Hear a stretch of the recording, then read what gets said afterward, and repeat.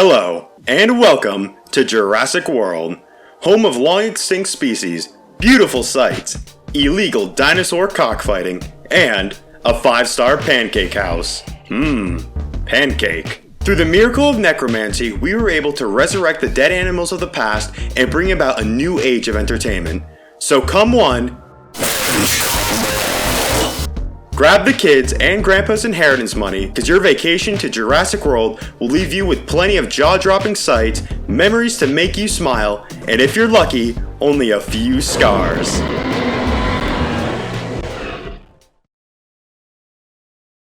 Ouch.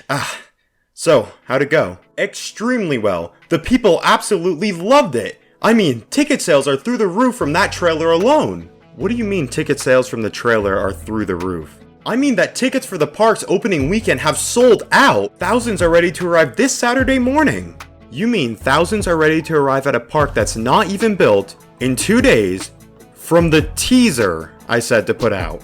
Yeah! Wait, what? Well, we've got a lot of work to do.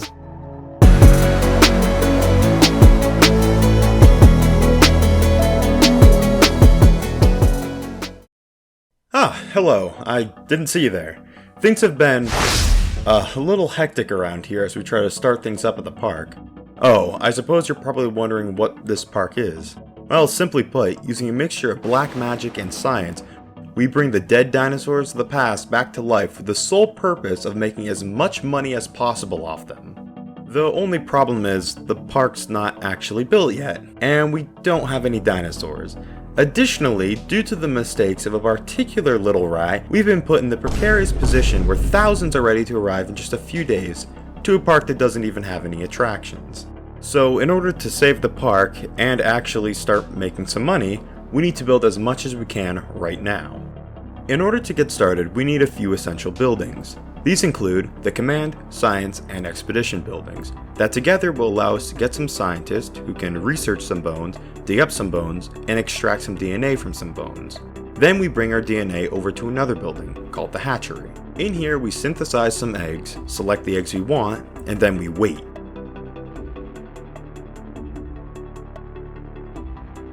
Exhilarating stuff. Once the eggs are cooked, we let the newly born, abnormally large baby dinosaurs into their new habitat. Okay, this looks a little bland. And as it would turn out, the dinosaurs are living creatures. And like the living creatures of today, they have some requirements. Mainly 3. The first being water. This is no secret. Living things need water. Some need more. Some need less. The second thing is food. The dinosaurs need something to consume if they're to stay alive. But unlike water, which you just plop down and forget about, food is a bit more complex. Different dinosaurs need different things. Give them the wrong thing, and they'll refuse to eat, and may end up dying of starvation just to spite you. Carnivores are pretty simple. They either want to chase their meat around, or they want it served up on a platter. Piscivores are even simpler. They only require one thing: fish. Herbivores, on the other hand, oh boy, are they picky. They can want anything from a ground leaf, to a tall leaf, to a nut, to a fiber, to a fruit, to... you get the idea. There's a lot of food that the herbivores want. The third thing is cohabitation. Like water, this one's pretty simple. Some species enjoy other species' company, and other species enjoy their company a little too much. Oh, and some species just hate each other. As long as the species in the same enclosure enjoy, or at least don't mind the presence of the other, then you're good. And now, it's time for the surprise 4th point. It's a 4, obviously. What did you think it was? Come on, get your mind out of the gutter. Anyway, the 4th point is sex. The 4th point is open space. The dinosaurs need a lot of open space so they can run around and do things, such as thumping, hunting, and humping. If they don't have enough space, they become angry, and they'll try to smash the walls of their enclosure. So as long as we make sure these 4 needs are satisfied, then the dinosaurs will live happily and not cause too much trouble. Now we have an enclosure with all the necessities, as well as a happy dinosaur in the park. But we can't just stop at 1, so let's add another dino to the park.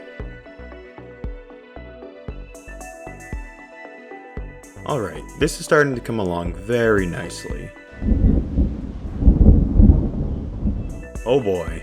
This is a signal that the park is about to be in a whole world of dino-sized fecal matter. A storm is brewing, and it's coming right for the park. Two types of storms can come over us, the near harmless hurricane or the dino-decimating tornado. These storms have a habit of driving freshly constructed parks into bankruptcy due to the amount of destruction that they cause and the ungodly amount of money you need to fix it. Tornadoes, in particular, can really mess things up by ripping straight through all your most dangerous enclosures, releasing your most bloodthirsty dinos upon innocent people, while you can only watch in horror as lawyer fees skyrocket from the bloodshed, and you're powerless to stop it because your capture team misses every single shot they take. But that's just hypothetical. This storm is a tornado, and it decided to rip straight through all the command buildings that the park needs to keep running, racking up a total of around $800,000 in repair costs. Unfortunate. Even with that setback, we were able to press on and complete the second enclosure. I introduced the Dilophosaurus, the classic goop spitter. In order to most accurately create their habitat, I waited for them to be released so that I could see what they needed. They were not happy with this arrangement and proceeded to break the fence down. Since no one was in the park, having dinosaurs running around wasn't too big an issue. But such a rebellion must be squashed before it gets out of hand. Asset identified. Station in effect. Approaching asset. Once we were done filling them up with enough tranquilizer to have the trees talking for weeks, I finished the habitat and airdropped them back in. And now, we had 2 dinosaurs in the park. This means we're ready for opening. So yeah, we don't have much, but we are almost out of money. So here's the plan. We open to the public, getting a bunch of money quickly from those who pre-ordered tickets, take the craptastic ratings for a little bit, and we use that money to get more dinosaurs, boosting our profits and ratings slowly over time. So then, let's get grooving.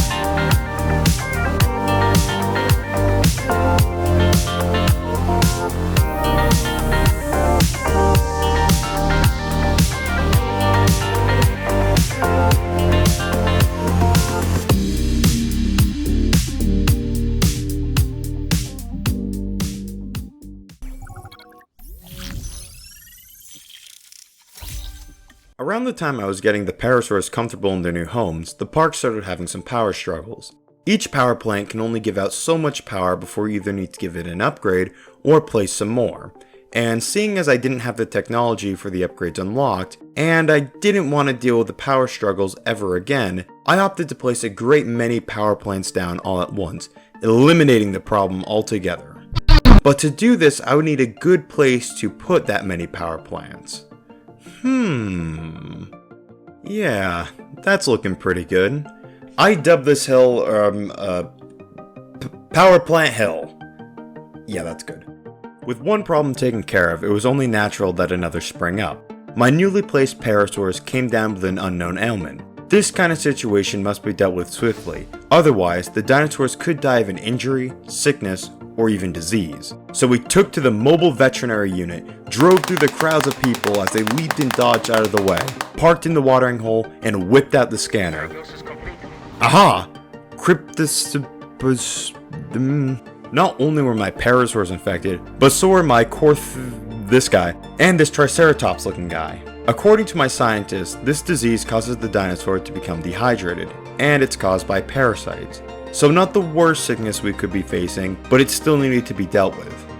Also, let's not let the public know there are parasites in the water. The scientists went to work creating a cure for the disease, and when it was ready, I took to the mobile vet unit and replaced my scanner with my rifle.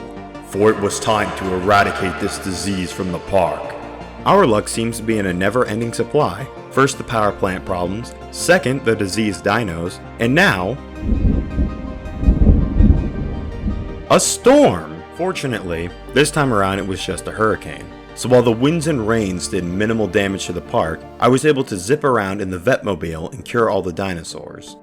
There was, however, some slightly non-minimal damage done to this gate that kept it stuck open, allowing for this guy to roam free. But it wasn't long before the dinosaur was put into a deep slumber and transported back to where it belonged. Alright, let's get back down to business. Some of you may remember that in a past life I was part of a deep diving crew trying to make money on the moon Europa. It was a slow and tedious process, and we were mostly unsuccessful. Back on Earth, we have almost made back what we had at the start of the park building process. We may be drawing in new guests with the reveal of new dinosaurs, but how long is that going to work? How long until our less than 1-star rating drives us into a less than $1 bank account? I pondered this question. I went for a drive in one of the Jeeps, allowing my wrinkled rat brain to think. Then it hit me.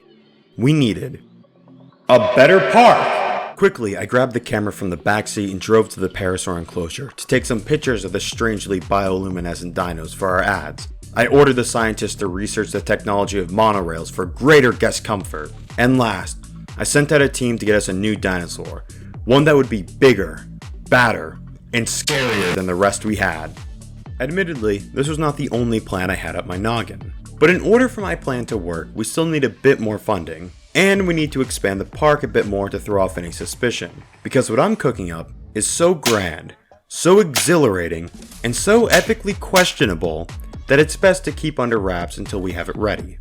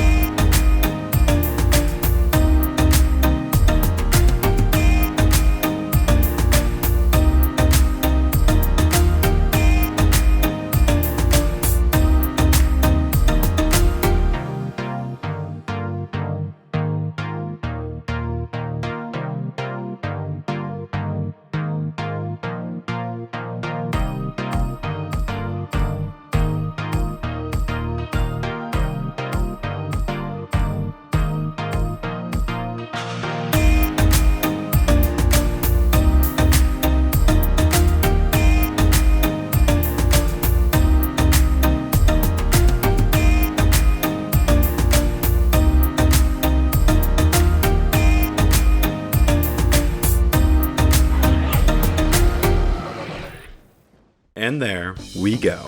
We have finally achieved optimal funding and ratings. And as it would turn out, tucked away in the back of the park, hidden behind a wall of trees, is the newest, most exciting attraction we've created.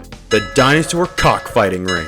It isn't finished yet, but dino-sized wrestling matches are in the near future. For now though, it's business as usual at the park. Ah, of course, more diseases. Well, let's go take care of this before it gets too out of hand. Hey! Watch where you're going! My goodness, these workers need to watch where they're going. They really need to be careful, otherwise someone might get hurt. Oh? And what's this? A tornado is ripping through the freshly built arena? How wonderful. Luckily, the damage was minimal. One goat did escape through the broken fence, but I taught that dino food on legs a lesson. The torment that this goat endured from me chasing it around must have sent ripples through the goat hive mind. As I checked up on the dinosaur enclosures, I found this little guy, who unfortunately drowned itself from the distress felt in the goat mind's wavelengths. Poor goat. As we have expanded the park to have a wider variety of animals, keeping them happy has been our top priority. However, there is this one miscreant that no matter how hard I try, is like our dear goat, and is hell-bent on dying. I want to introduce you to this stinker. The These pronunciations are not going to get any better. This little stink master was not created in my labs. Instead, it was found wandering around with 3 other stink masters. I was offered the opportunity to catch them, and if successful, it would add another creature to my park for relatively cheap. At the time, it seemed like a great deal. Oh, how naive I was. My capture team was only able to grab 2 of them. Wow, real shocker there. And these 2 lived a happy life. Until one didn't. And now, only this stink master remains. And it's lonely. So from that loneliness, it has become so angry that it tries to destroy the fence and itself all the time, causing it to become injured, and I have to stop what I'm doing every 5 minutes to come and fix the damage that it has caused.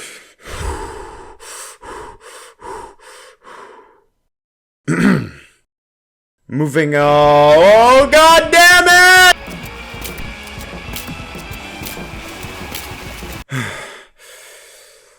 Moving? Oh? Oh, you're dead. Thank God. At this point in the park's life, things are getting pretty hands-off. While it's not self-sustaining per se, all the park really requires of me is the occasional filling of the ranger team's gas, the order to repair damages caused by the storms, and sending scientists to create more dinosaurs when our current ones die of old age. I think that it may be time to start bringing out the ultimate attractions. Long-term dinosaur enthusiasts know that I'm talking about the king of the dinosaurs, the Tyrannosaurus Rex. Oh, also the Spinosaurus. Gotta make that one too. For the T-Rex enclosure, I decided to place it on the border of the trees hiding the arena. Which may seem dumb if you're trying to hide an ethically questionable fighting ring, but with all the commotion around the mighty dinosaur, the noise is sure to be the perfect cover. You may notice the 2 distinct chambers. This is because I originally planned to have an even more fearsome dinosaur in the cage next door. However, I quickly learned that the T-Rex liked their space, and the cage I was going to use for the other dinosaur was also theirs. Likewise, the T-Rex knows exactly who's in charge, and destroyed not 1, but 2 of my ranger teams just to prove it. Yeah. I won't bother you guys. Enjoy the enclosure. Let me know if you need something. As for the Spinosaur enclosure, I put it next to the lagoons and aviaries. The Spinosaur is a land walker, but it's also a piscivore and enjoys copious amounts of water. So like the Dimetrodon, I thought putting it near literal fish would be more fitting. Once the Spinosaur was released, it was perfectly happy in its environment, with no complaints. With our ultimate attractions put in place, it's almost time to move to our final piece of entertainment. But before that, we still have one last challenge to get through. The true test of our park. As I prepared the first 2 competitors for the arena fights, I heard the sound of distant thunder. I ordered everyone to go to the nearest emergency shelter. As the rain began to pour down across the park, I searched the skies for where the tornado was forming. I spotted it, across the park, ripping through Power Hill.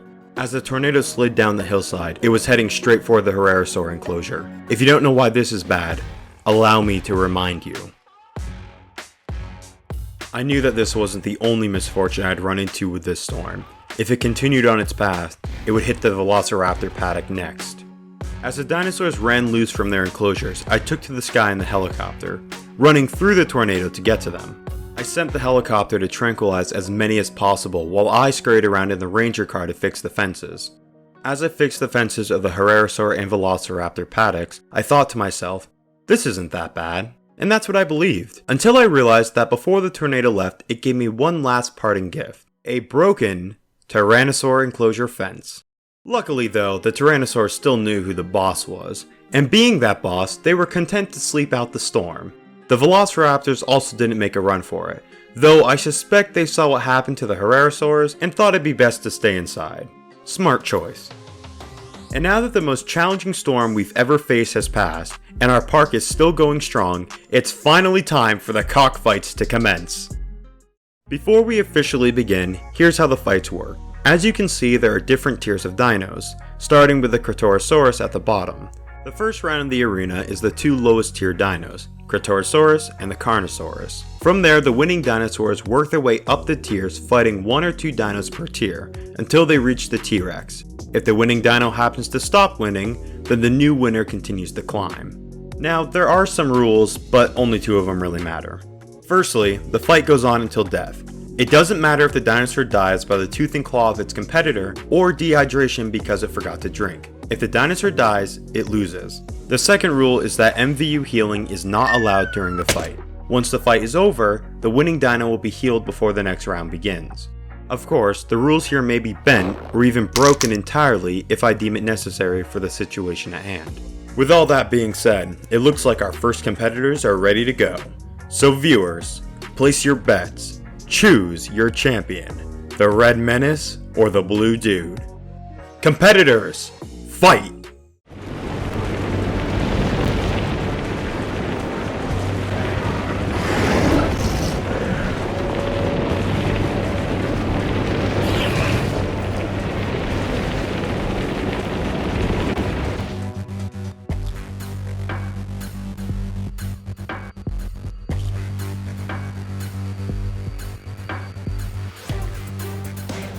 Unfortunately, the storm called my attention away from the arena, so we didn't get to see the beginning of that final smackdown. But we certainly got a good look at the end, and with that, we have our very first champion!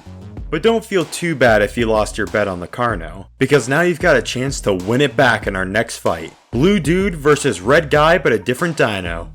Viewers, place your bets.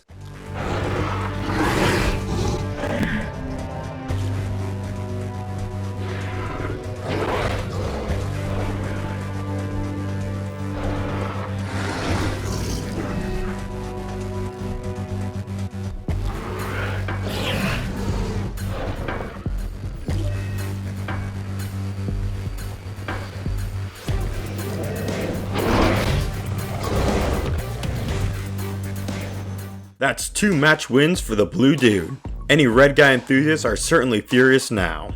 The Blue Dude is on a roll, but will he be able to keep up the winning streak in this next fight? The Blue Dude versus Yellow Mellow? Viewers, you know the drill.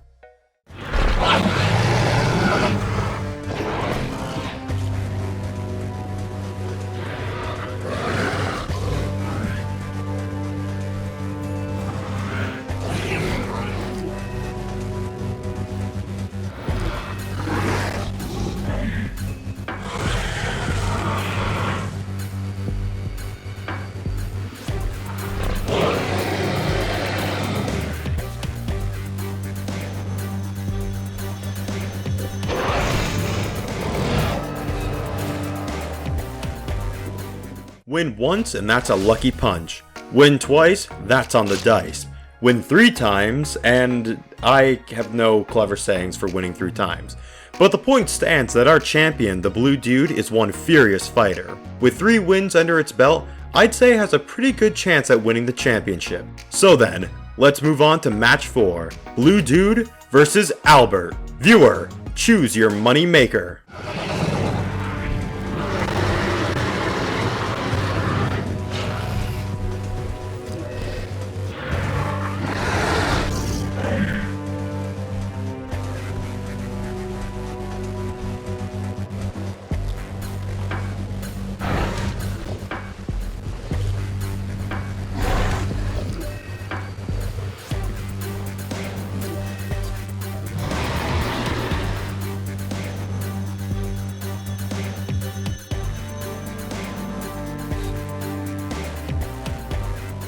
Okay.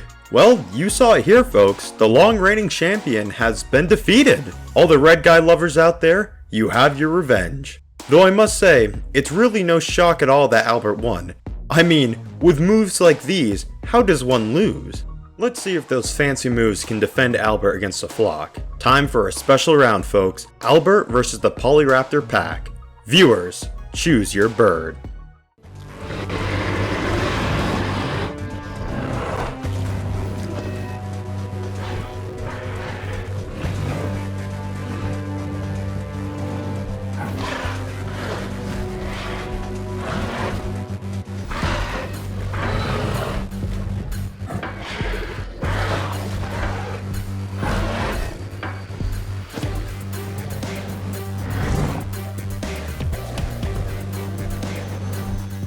Well, Albert, I'm sorry I doubted you. Even in a 3 against 1, you still came out on top. I'm gonna call this round early. There's no way this little guy can defeat the mighty Albert all on its own. But, for being such a great competitor, it gets to live in the sanctuary. I'll even give it a name. Polly. Polly the Pyroraptor. Now then, on to the next battle. Albert versus My Face Looks Permanently Anger. Viewers, pick your Eyebrowosaurus.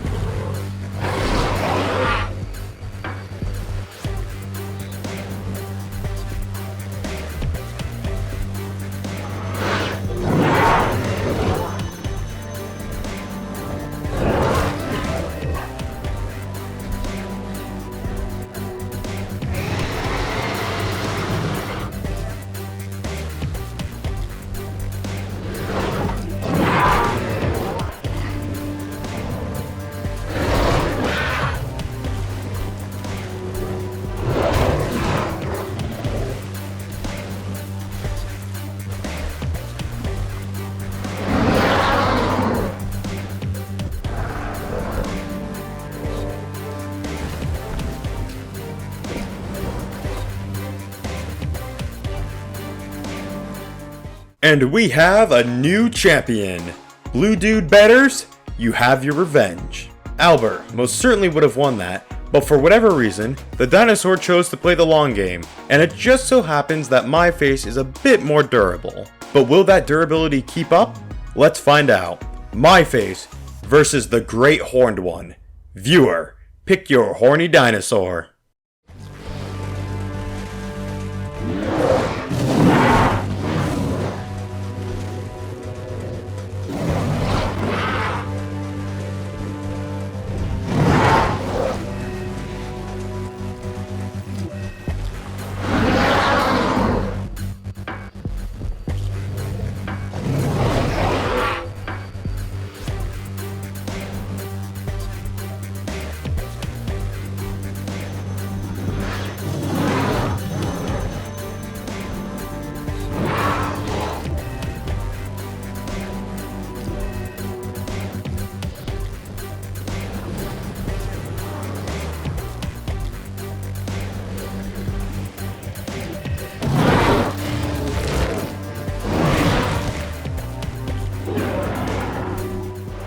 Playing the long game seems to be the strategy for My Face, slowly withering down its opponent until My Face can pull off the old Wombo combo. With any luck, the Wombo combo will keep working in My Face's favor, because now we enter the semi-final match. My Face versus Car. I am a car. Vroom. Viewer, pick your speed machine.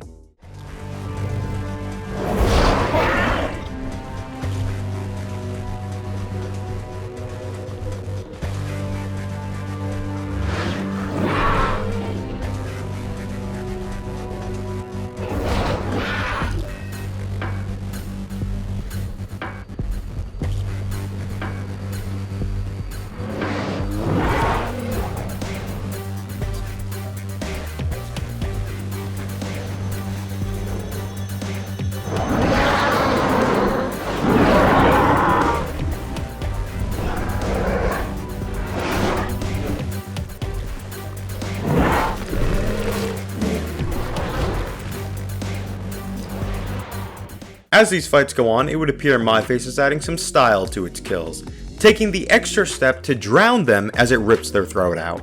But with that stylish finish, it's time to get to the fight everyone's been waiting for. Our champion versus the king of the dinosaurs. This one's for all the marbles. Will our champion prevail, or will it be utterly defeated? Viewer, place your bets, pull out your popcorn, and reinforce the edge of your seat, because it's time for the final match. My face looks permanently anger versus the Tyrannosaurus Rex.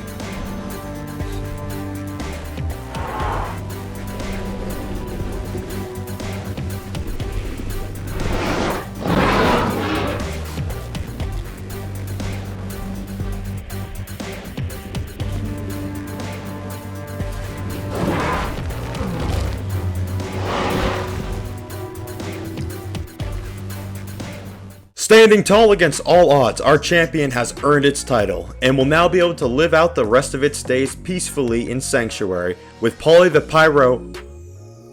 Oh. Viewers, we hope you enjoyed watching, and we hope you enjoy the park. Have a wonderful evening. That went wonderfully. So many great twists and turns. Even after your mistake, the park turned out great. Except you made a fool out of me. What? You mocked me in front of an audience. Made them think I was dumb for putting the tickets up for sale. Huh? It was your fault for not looking at the title, but either way, it doesn't matter now. The park is great. You destroyed my reputation. My pride is in shambles. I think you're being overdramatic. Half the people don't even remember you from the teaser. Now, I'm going to destroy something that you all hold so dearly. What are you talking about? Wait, what's going on? What have you done?